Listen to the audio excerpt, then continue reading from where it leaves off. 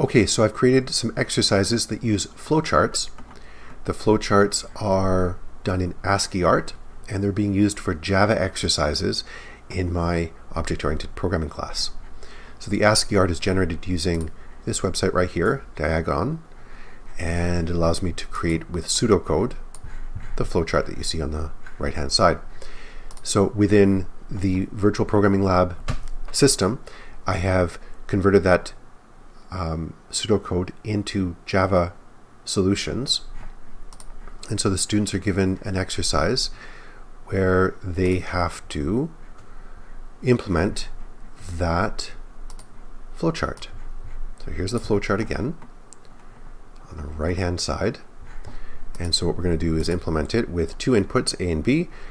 B not actually being used, it's just A that's being used in this case, and then an output of C. So I have an if, else if, and else conditional structure.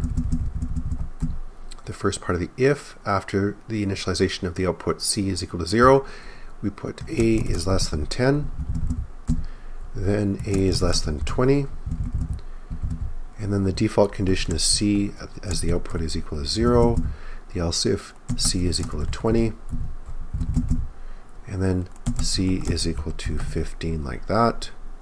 Save. Execute.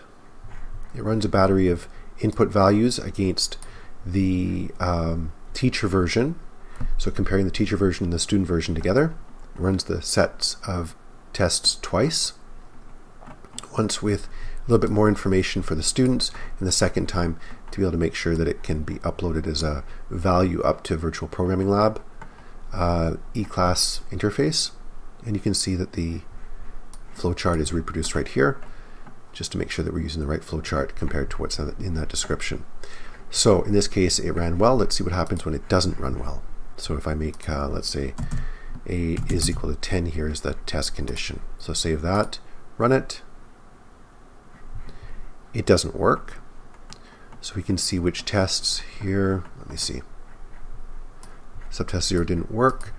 So it expected 15 but got 20. Here, expected 15 from the teacher solution versus 20 for the student solution, etc. So there's a bunch of tests that get run. And so it fails. Test run 1. Failure is 1. And so the student has to fix that. Again, what was that? That was less than 10. So we're like that, less than 10 right there. Run. All good. And then submit for grades.